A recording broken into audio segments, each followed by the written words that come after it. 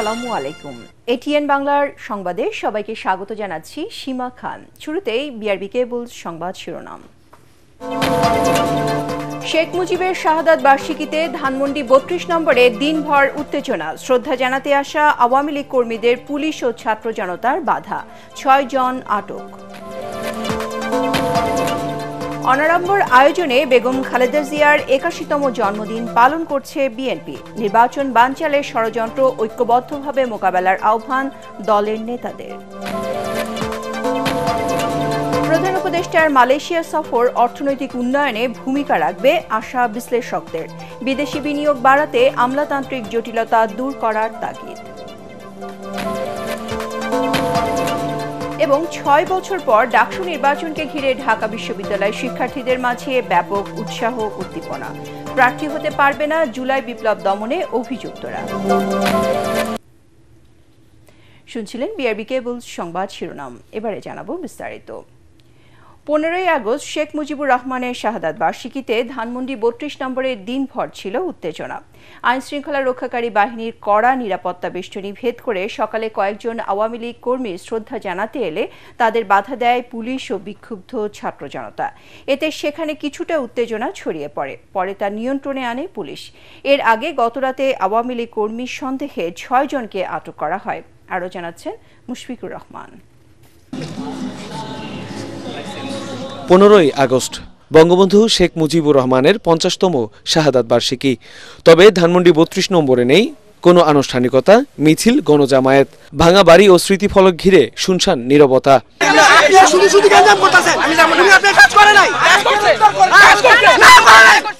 বেলা বাড়ার সাথে সাথে প্রধান সড়কে বাড়তে থাকে উৎসুক জনতার ভিড়। কঠোর নিরাপত্তা বলয়ের তোয়াক্কা না করে বিচ্ছিন্নভাবে আওয়ামী লীগের কয়েকজন কর্মী ফুল নিয়ে প্রবেশ করতে চাইলে তাদের রুখে দেয় বিক্ষুব্ধ জনগণ। ধস্তাধস্তির এক পর্যায়ে গণধোলাইও দেওয়া হয় তাদের।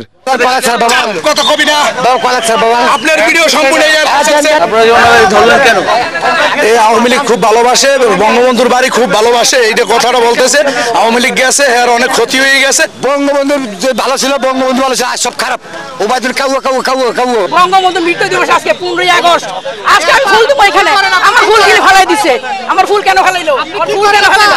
আমি কি মিটিং করতেছি? আমি প্রথম থেকে উনাকেই বলছি যে আপা, আপনি যেখানে আসছেন আপনি কিন্তু জানের ভয় নাই, যা হবে হবে, আমি ফুল দিয়ে যাব। আমাকে ফুল কোথায় দিবেন? না বাড়ি আছে, না শেখ মুজিবুর রহমানের আকৃতি আছে, কোথায় ফুল দিবেন?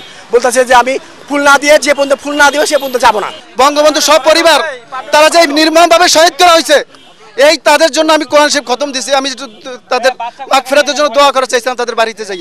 বিক্ষুব্ধরা বলেন, স্বৈরাচারের দোসরদের কোনোভাবেই ছাড় দেয়া হবে না। তাদের আসেনি কিছু, তারা যে করবে সাধারণ জনগণ তাদেরকে ব্যারিকেড। পুলিশ জানায় আওয়ামী লীগ ও তার সহযোগী সংগঠন যাতে কোনো প্রকার বিশৃঙ্খলা সৃষ্টি করতে না পারে সেই বিষয়ে তৎপর রয়েছে আইন শৃঙ্খলা বাহিনী। রুটিনকার যে নিরাপত্তা ব্যবস্থা সেটাই নেওয়া হয়েছে। এখানে ওই যে বিভিন্ন সন্দেহে আর কি, কেউ বা মোবাইল চোর, ছিনতাইকারী অথবা নিষিদ্ধ ঘোষিত সংগঠনের সদস্য, এইরকম সন্দেহ করে 5 জনকে আটক করা হয়েছিল। তো এদের ব্যাপারে যাচাই বাছাই করা হচ্ছে। পরিস্থিতি নিয়ন্ত্রণে প্রস্তুত রাখা হয়েছে সাজোয়া যান। মুশফিকুর রহমান, এটিএন বাংলা, ঢাকা। অনাড়ম্বর আয়োজনে পালিত হচ্ছে বিএনপি চেয়ারপারসন ও সাবেক প্রধানমন্ত্রী বেগম খালেদা জিয়ার ৮১তম জন্মদিন। ৯০-এর এরশাদ বিরোধী আন্দোলন, শেখ হাসিনার ১.৫ দশকের ফ্যাসিবাদী শাসনের বিরুদ্ধে আপসী নেতৃত্ব তাকে নিয়ে গেছে অনন্য উচ্চতায়। দলীয় প্রধানের রোগমুক্তি কামনায় মিলাদ ও দোয়া মাহফিলের মাধ্যমে বেগম জিয়ার জন্মদিন পালন করছে বিএনপি।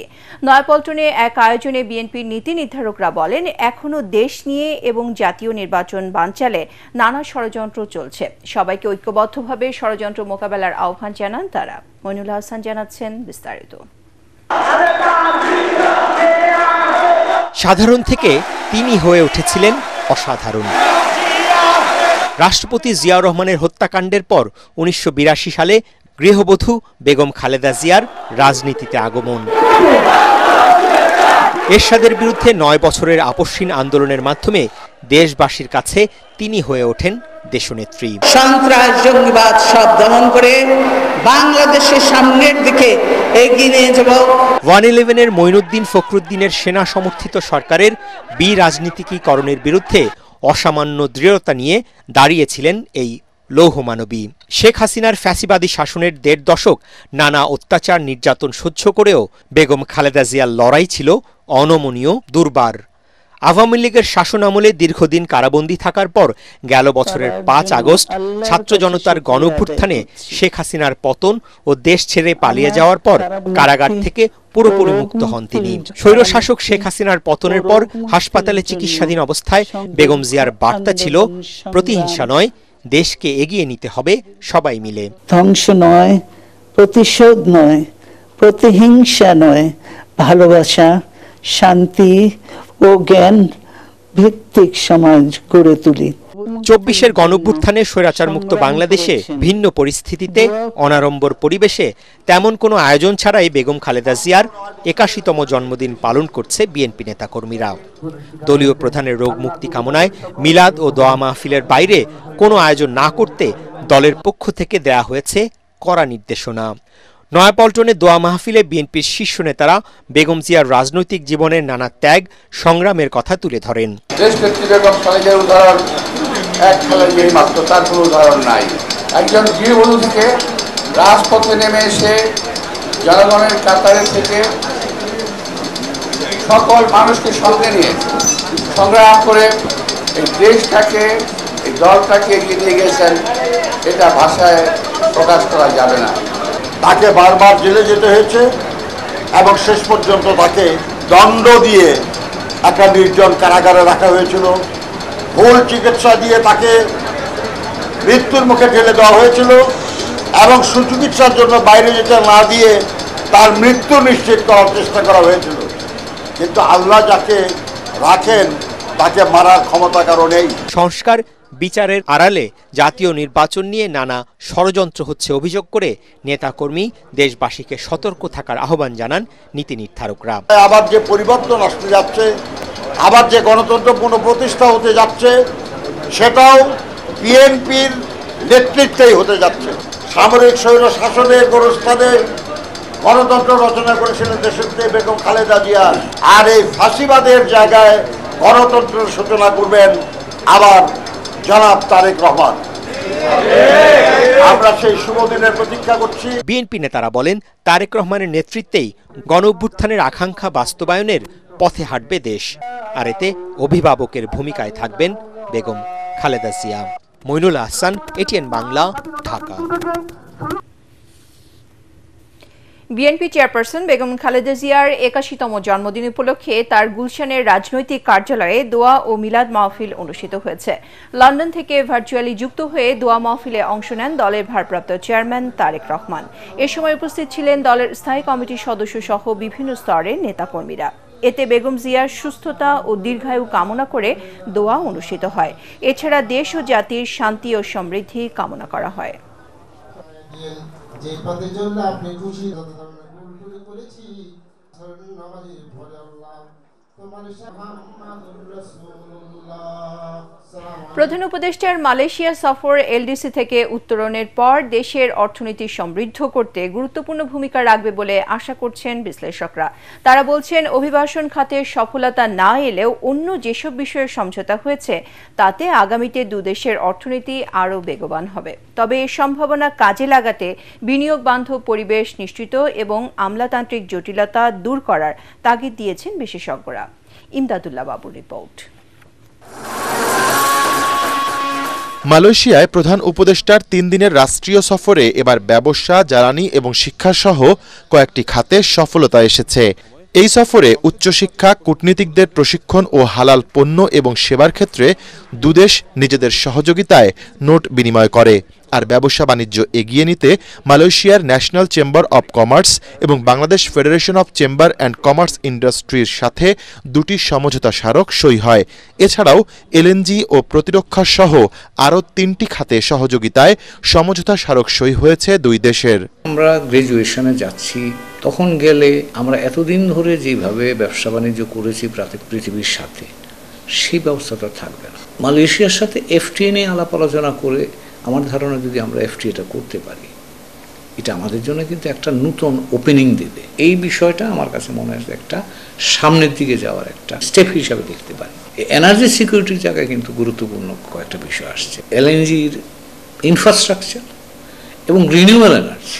বিনিয়োগ তো বললে আসবে না, বিনিয়োগ কিন্তু রাজনৈতিক বিষয় নয়, এটা অর্থনৈতিক বিষয়। বিনিয়োগের পরিবেশ যদি আমি তৈরি করতে পারি, তাহলে আমরা মালয়েশিয়ার বিনিয়োগ পাবেন। এটা ভালো দিক যে দেশের বিদ্যুৎ চেম্বারের ভিতরে আন্ডারস্ট্যান্ডিং হয়েছে, চেম্বারের মধ্যে যে মিটিংটা হয়েছে, সমঝোতা হয়েছে, এটা ফলো আপ হবে।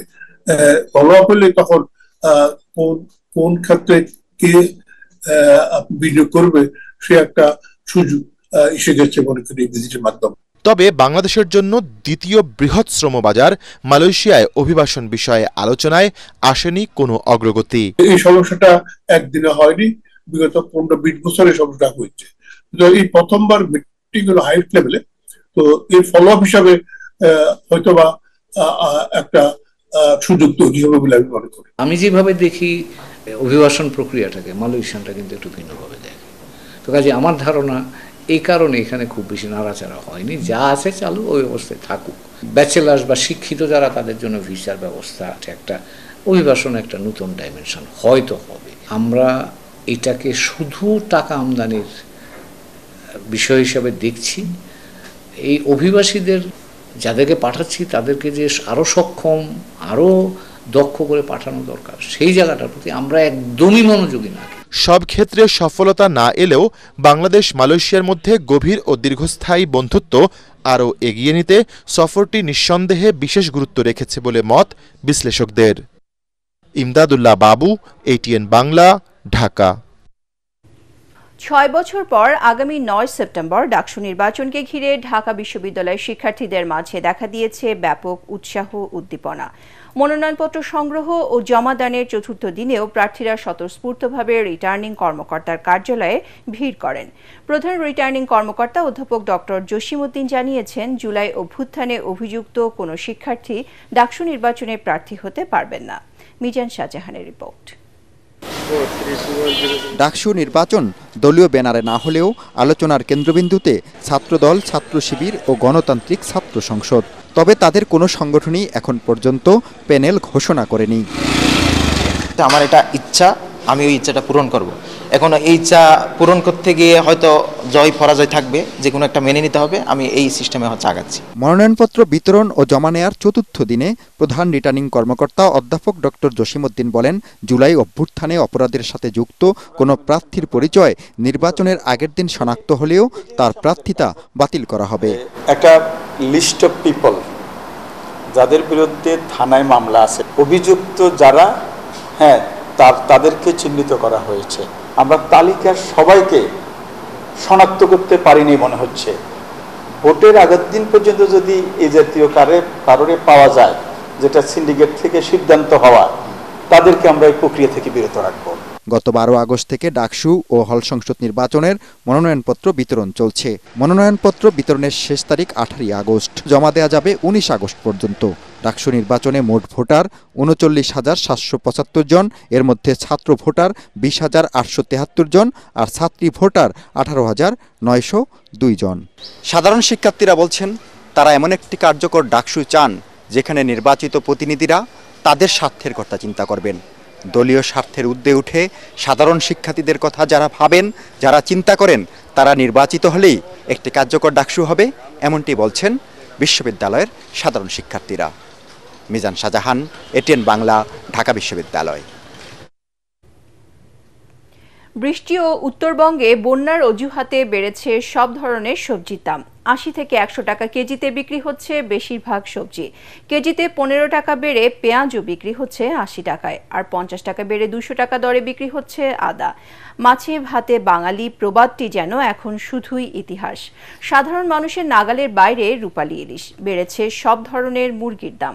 রাজধানী কারওয়ান বাজার ঘুরে তরিক ইসলামের রিপোর্ট। মনে করেন আমরা আর নাই, সোজা কথা, এক কথায়। এখন কি করা যাবে, কার কাছে বলবো? এই যে বাজারের আইটেম নিয়ে এসেছি 10টা 12টা, 2টা আইটেম 3টে আইটেমের শেষ। শুক্রবার ছুটির দিনে সাপ্তাহিক কিংবা দৈনন্দিন বাজার করতে ক্রেতাদের ভিড় রাজধানীর বাজারগুলোতে। শুক্রবার কারওয়ান বাজারে অধিকাংশ সবজি বিক্রি হচ্ছে 80 থেকে 100 টাকা দরে। পণ্যের দামে দিশেহারা ক্রেতারা।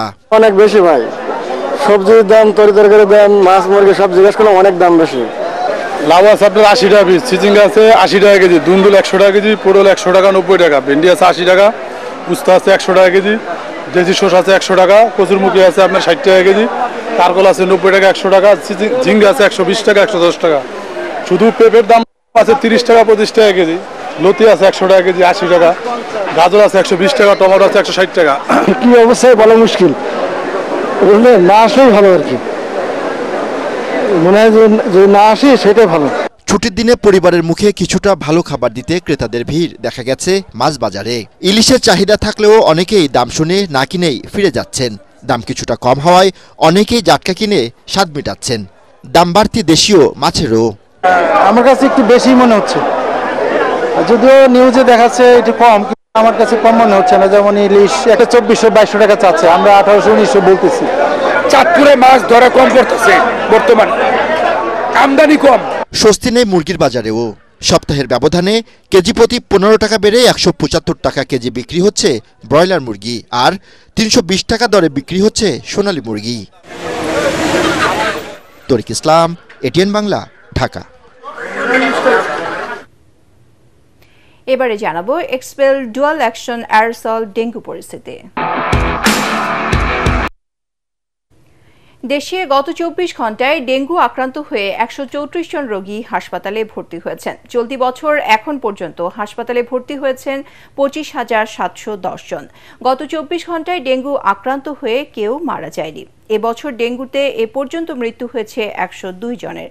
স্বাস্থ্য অধিদপ্তরের প্রেস বিজ্ঞপ্তিতে জানানো হয়েছে, গত 24 ঘন্টায় ডেঙ্গু আক্রান্ত হয়ে হাসপাতালে ভর্তি রোগীর মধ্যে বরিশাল বিভাগে 32 জন, চট্টগ্রাম বিভাগে 17, ঢাকা বিভাগে 20, ঢাকা উত্তর সিটি কর্পোরেশনের 14, ঢাকা দক্ষিণ সিটি কর্পোরেশনের 24, খুলনা বিভাগে 14, ময়মনসিংহ বিভাগে 4 ও রাজশাহী বিভাগে 9 জন রয়েছেন। ডেঙ্গু ও চিকনগুনিয়া সহ মশাবাহিত বিভিন্ন ভয়াবহ রোগের প্রাদুর্ভাব বেড়েই চলেছে।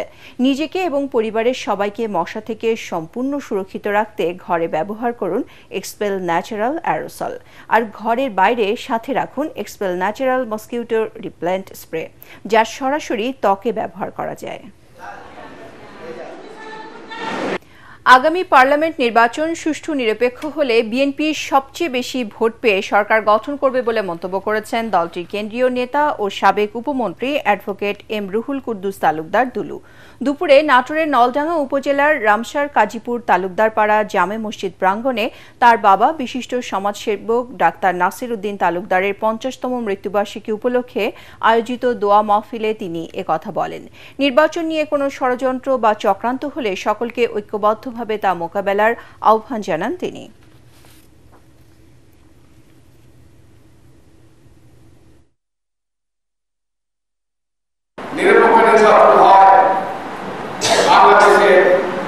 সবচেয়ে বেশি ভোট পেয়ে প্রায় 250-এর অধিক সিট নিয়ে বাংলাদেশ জাতীয়তাবাদী দল বিএনপি ঘাটে সিট জয় করবে।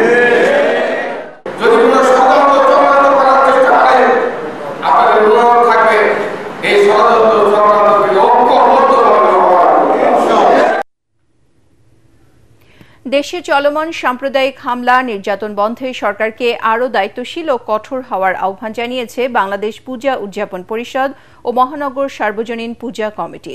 শ্রীকৃষ্ণের জন্মাষ্টমী উপলক্ষে সকালে ঢাকেশ্বরী জাতীয় মন্দিরে মতবিনিময় সভায় মহানগর সার্বজনীন পূজা কমিটির সভাপতি জয়ন্ত কুমার দেব বলেন, নতুন বাংলাদেশে হানাহানি নয়, নিরাপদে থাকাই সবার প্রত্যাশা। নির্বিঘ্নে জন্মাষ্টমী পালন করতে আইনশৃঙ্খলা বাহিনীর পক্ষ থেকে বিশেষ ব্যবস্থা নেওয়া হয়েছে বলেও জানান তিনি। আগামীকাল সকাল 8টায় গীতাযজ্ঞ, বিকেল 3টায় মিছিল ও রাতে শ্রীকৃষ্ণের পূজার মধ্য দিয়ে শেষ হবে জন্মাষ্টমীর আনুষ্ঠানিকতা। আমরা বিশ্বাস করি এই বাংলাদেশ সামনের দিকে এগোবে। আমরা 1947 সালের আগে এই হিন্দু সম্প্রদায় 32% ছিলাম, আর এই বর্তমানে শেষ আদমশুমারিতে 8.something। সুতরাং আপনারা বুঝতে পারেন। রাজধানী মোহাম্মদপুরের শীর্ষ মাদক ব্যবসায়ী বুনিয়ার সোহেলের আস্তানায় যৌথ বাহিনীর অভিযানে 1 কোটি টাকা 13 লাখ টাকা ককটেল বোমা ও বিপুল পরিমাণ মাদক উদ্ধার করা হয়েছে। শুক্রবার মধ্যরাতে মোহাম্মদপুরের জেনেভা ক্যাম্পে সেনাবাহিনী ও পুলিশের যৌথ অভিযানে 13টি তাজা ককটেল বোমা, 25টি আধা প্রস্তুতকৃত ককটেল বোমা, গান পাউডার ও মাদকসহ দেশীয় অস্ত্র উদ্ধার করা হয়। 46 স্বতন্ত্র পদাতিক ব্রিগেডের এক কর্মকর্তা জানান, জব্দকৃত সামগ্রী মোহাম্মদপুর থানায় হস্তান্তর করা হয়েছে।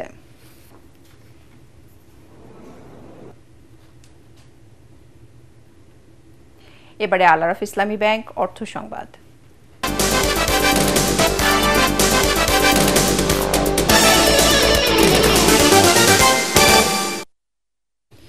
দেশের মাটিতে বিদেশি জাতের খেজুর বাগান করে সফল হয়েছেন ময়মনসিংহের ভালুকার আব্দুল মোতালেব। সৌদি আরবের অভিজ্ঞতা কাজে লাগিয়ে খেজুরের বিশাল বাগান গড়ে তুলেছেন তিনি। এই খেজুর চাষে আগ্রহী কৃষকদের দিচ্ছেন পরামর্শ ও গাছের চারা। ভালুকা থেকে আনোয়ার হোসেন তরফদারের রিপোর্ট, জানাচ্ছেন ফারহিন ইসলাম টুম্পা। 2 দশকেরও বেশি সময় ধরে দেশের মাটিতে বিদেশি জাতের খেজুর ফলাচ্ছেন ভালুকার হবিরবাড়ি ইউনিয়নের পাড়াগাঁও গ্রামের আব্দুল মোতালেব। জীবিকার তাগিদে 3 বছর ছিলেন সৌদি আরবে। দেশে ফেরার সময় নিয়ে আসেন 35 কেজি উন্নত জাতের খেজুর বীজ। বাড়ির পাশে 70% জমিতে 275টি চারা লাগিয়ে গড়ে তোলেন বাগান। এখন তা বেড়ে দাঁড়িয়েছে 7 বিঘায়। আমার 3000 গাছ আছে এখনো, এই বিদেশি সৌদিয়ান গাছ 350 গাছ মোটামুটি মিলায় ধরুন তো আছে। এই মধ্যে আমি ধরুন বিক্রি করেছি, আমার টার্গেট হলো এই বছর 200 গাছ বিক্রি করলে সামনের বছর আরো 200 গাছ বানাইছি। এটা কত জায়গা, আমার জায়গা নাই এত, এটা বানাবার পাইতেছি না, যার জন্য আমি এইভাবে খেজুর ধরাটা বিক্রি করলে আবার একটা লাগাই। বর্তমানে তার বাগানে 3000-এর বেশি সৌদি আজওয়া, সুক্কারি, আম্বার, লিপজেল ও মরিয়ম জাতের খেজুর গাছ রয়েছে। আজওয়া বিক্রি হচ্ছে কেজি প্রতি 3000 টাকা, সুক্কারি 1000, আম্বার 2500, লিপজেল 4500 ও মরিয়ম 600 টাকা কেজি দরে। খেজুরের পাশাপাশি বিক্রি করেন চারাও। কাটিং চারা 15,000 থেকে 2 লাখ আর বীজ চারা 500 থেকে 10,000 টাকা দামে বিক্রি হয়। তার কাছ থেকে বীজ আর চারা নিয়ে অনেকেই গড়ছেন খেজুর বাগান। আমরা আগে বাণিজ্যিকভাবে খেজুরটা বিক্রি করতাম না, কিন্তু এখন আমাদের ফলন অনেক বাড়ছে। ইনশাল্লাহ আমরা আগামীতে 26 সাল থেকে বাণিজ্যিকভাবে খেজুরটা আর কি সারা বাংলাদেশে দেওয়ার শুরু করতেছি। এই আশপাশে বাড়িতেও খেজুর নিয়ে দিয়ে আসে। কৃষি মন্ত্রণালয় যদি এই ব্যাপারে সহযোগিতার হাত বাড়িয়ে দিত এবং এগিয়ে আসতো, তাহলে এই বাংলাদেশে সৌদি খেজুর চাষটি সম্প্রসারিত হতো। ভালুকা কৃষি অফিস জানায়, মোতালেবের অভিজ্ঞতা ও পরামর্শে উপকৃত হচ্ছে খেজুর বাগান করতে আগ্রহী চাষিরা। বর্তমানে আমাদের যে এক্সিস্টিং ভ্যারাইটি গুলো আছে সেগুলো যদি সম্প্রসারণের একটু উদ্যোগ নেওয়া হয় বা নতুন জাত তৈরি করা হয়, তাহলে আমি মনে করি আমাদের দেশে খেজুরের আবাদ আরো অনেক বেশি বৃদ্ধি পাবে। আমাদের যে পরিমাণ খেজুর দেশের বাইরে থেকে আমদানি করতে হয়, সেই খেজুরের আমদানি অনেকটাই কমে যাবে। সরকারি পৃষ্ঠপোষকতা পেলে সারা দেশে সৌদি খেজুর চাষ ছড়িয়ে দিতে চান কৃষি উদ্যোক্তা Motaleb. Bureau report, ATN Bangla. এবারে আন্তর্জাতিক সংবাদ।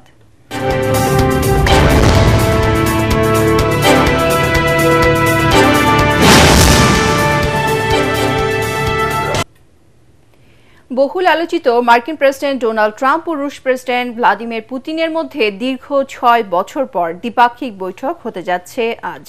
যুক্তরাষ্ট্রের আলাস্কার আঙ্কারেজ শহরে অনুষ্ঠিতব্য দুদেশের প্রেসিডেন্টের একান্ত বৈঠকে শুধু দোভাষীরা উপস্থিত থাকবেন।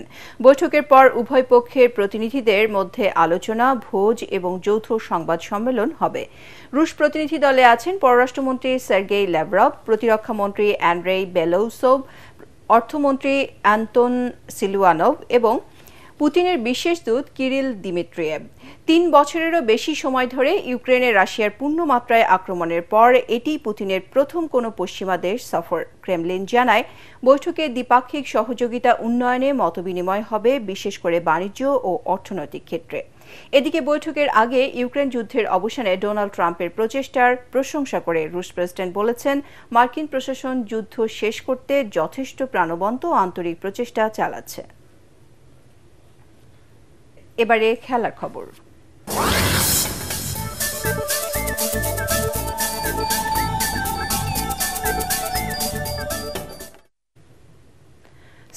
অনুশীলন দিয়ে এশিয়া কাপের প্রস্তুতি শুরু করেছে বাংলাদেশ জাতীয় ক্রিকেট দল। গেল 6 আগস্ট থেকে শুরু হয়ে টাইগারদের বিশেষ ফিটনেস ক্যাম্প, যা শেষ হয় বুধবার। এরপর একদিনের বিরতি দিয়ে দুপুর থেকে ফের মাঠে নামেন টাইগার ক্রিকেটাররা। প্রথমবারের মতো পাওয়ার হিটিং কোচ জুলিয়ান উডের সঙ্গেও কাজ করার সুযোগ পেয়েছেন ক্রিকেটাররা। 18 আগস্ট এই অনুশীলন শেষে লিটন দাস, নাজমুল হোসেন শান্তরা যাবেন সিলেটে। একদিন বিরতি দিয়ে 20 আগস্ট থেকে লাক্কাতুরায় আবার অনুশীলন শুরু হবে টাইগারদের। এরপর এশিয়া কাপের প্রস্তুতির অংশ হিসেবে 3টি টি-20 খেলতে চলতি মাসের শেষে বাংলাদেশে আসছে নেদারল্যান্ডস ক্রিকেট দল। তরুণ প্রতিভাবান খেলোয়াড় বের করে আনতে নতুন ক্রীড়া কার্যক্রম চালুর পরিকল্পনা হাতে নিচ্ছে বিএনপি। বিকেলে মোহাম্মদপুর শারীরিক শিক্ষা কলেজে জিয়া আনথানা ফুটবল টুর্নামেন্টের সেমিফাইনাল দেখতে এসে জাতীয় ফুটবল দলের সাবেক অধিনায়ক ও বিএনপির ক্রীড়া বিষয়ক সম্পাদক আমিনুল হক এ তথ্য জানান। এ সময় সাবেক খেলোয়াড়রা বলেন, ফুটবলার তৈরিতে মাঠে নিয়মিত প্রতিযোগিতা আয়োজনের বিকল্প নেই। Report SM. আশরাফের। ফুটবল মানেই বাংলাদেশিদের জন্য এক উৎসবের আমেজ, হোক তা অলিতে গলিতে কিংবা সবুজ মাঠে। সেই উৎসবের দৃশ্য দেখা গেল শারীরিক শিক্ষা কলেজ মাঠে, যেখানে জিয়া আন্তঃথানা ফুটবল টুর্নামেন্টের ফাইনালে উঠতে লড়ছে মোহাম্মদপুর আর ভাটারা থানা। যা দেখতে এসে সাবেক অধিনায়ক আমিনুল হক বললেন, তাদের দল ভবিষ্যতে প্রতিভাবানদের রাষ্ট্রীয়ভাবে পৃষ্ঠপোষকতা করবে। আপনাদের মনে আছে যে শহীদ রাষ্ট্রপতি জিয়াউর রহমান নতুন কুড়ি করেছিলেন, সেটি সাংস্কৃতিক অঙ্গন থেকে বিভিন্ন প্রতিভাবানদের তুলে এনেছিলেন তিনি। আমরা সেই চিন্তা থেকে নতুন কুড়ি স্পোর্টস নামে আমরা আমাদের সারা বাংলাদেশ থেকে আমরা ট্যালেন্ট হান্ট করতে চাই। আমরা সেই ট্যালেন্ট যারা রয়েছে, সেটা football, cricket, basketball, volleyball, handball, swimming, সাঁতার, যে কোনো ইভেন্টেরই হতে পারে, তাদেরকে কালেক্ট করে আমরা রাষ্ট্রীয়ভাবে তাদেরকে স্কলারশিপ দিয়ে আমরা তাদের পড়াশোনা এবং খেলাধুলাকে রাষ্ট্রীয়ভাবে নিশ্চিত করতে চাই। 26টি থানা নিয়ে 10 জানুয়ারি থেকে শুরু হয় এই টুর্নামেন্ট। এ ধরনের আয়োজন নিয়মিত হওয়ার তাগিদ দেন জাতীয় দলের সাবেক ফুটবলাররা। এই টুর্নামেন্টটা প্রথম করা, যে মানুষকে জানানো যে আমরা স্পোর্টসকে নিয়ে আগাচ্ছি। তো যেহেতু স্পোর্টস নিয়ে আগাচ্ছি, আমার সাথে আলাপ হয়েছে, নেক্সট ইয়ার থেকে আমরা এই টুর্নামেন্টটাকে এইচবি থেকে নিয়ে আসবো। ফুটবল হচ্ছে যে ধারাবাহিক খেলা, এটা দীর্ঘমেয়াদী ট্রেনিং প্রয়োজন, সারা বছর খেলার মাঠে থাকা প্রয়োজন। সারা বছর মাঠে খেলা হলে প্লেয়ার এমনিতে উঠে আসবে। রোববার আরেক সেমিফাইনালে খিলখ্যাতের রুহুল আমিন খান উচ্চ বিদ্যালয়ে লড়বে হাতিরঝিল আর তেজগাঁও থানা। এস.এম. আশরাফ, এটিএন বাংলা, ঢাকা। একটি ঘোষণা। এটিএন বাংলার নাম ব্যবহার করে সাংবাদিক পরিচয়ে কতিপয় ব্যক্তির বিরুদ্ধে সংবাদ সংগ্রহের নামে দেশের বিভিন্ন স্থানে চাঁদাবাজির অভিযোগ পাওয়া যাচ্ছে। এ ধরনের চাঁদাবাজ ও ভুয়া নাম ব্যবহারকারীদের নিকটস্থ থানায় সোপর্দ করার জন্য অনুরোধ জানাচ্ছে এটিএন বাংলা কর্তৃপক্ষ। এছাড়াও প্রতিষ্ঠানটিতে সাংবাদিক ও জনবল নিয়োগের ভুয়া বিজ্ঞাপন দিয়ে একটি চক্র প্রতারণা করছে। বর্তমানে এটিএন বাংলায় কোনো ধরনের নিয়োগ প্রক্রিয়া চলছে না। নিয়োগ নিয়ে কারোর সাথে আর্থিক লেনদেন না করার অনুরোধ জানাচ্ছে এটিএন বাংলা কর্তৃপক্ষ। সংবাদ শেষ করার আগে বিআরবি কেবল শিরোনামগুলো আরও একবার। শেখ মুজিবের শাহাদাত বার্ষিকীতে ধানমন্ডি 32 নম্বরে দিনভর উত্তেজনা। শ্রদ্ধা জানাতে আসা আওয়ামী লীগ কর্মীদের পুলিশ ও ছাত্র জনতার বাধা। 6 জন আটক। অনাড়ম্বর আয়োজনে বেগম খালেদা জিয়ার 81তম জন্মদিন পালন করছে বিএনপি। নির্বাচন বানচালে ষড়যন্ত্র, ঐক্যবদ্ধভাবে মোকাবেলার আহ্বান দলের নেতাদের। প্রধান উপদেষ্টার মালয়েশিয়ার সফর অর্থনৈতিক উন্নয়নে ভূমিকা রাখবে, আশা বিশ্লেষকদের। বিদেশি বিনিয়োগ বাড়াতে আমলাতান্ত্রিক জটিলতা দূর করার তাগিদ। এবং 6 বছর পর ডাকসু নির্বাচনকে ঘিরে ঢাকা বিশ্ববিদ্যালয় শিক্ষার্থীদের মাঝে ব্যাপক উৎসাহ উদ্দীপনা। প্রার্থী হতে পারবে না জুলাই বিপ্লব দমনে অভিযুক্তরা। পরবর্তী সংবাদ দেখার আমন্ত্রণ জানিয়ে এখনকার মতো শেষ করছি। এটিএন বাংলা সংবাদ ইউটিউবে দেখতে ব্রাউজ করুন, youtube/ATN Bangla News। ধন্যবাদ সবাইকে।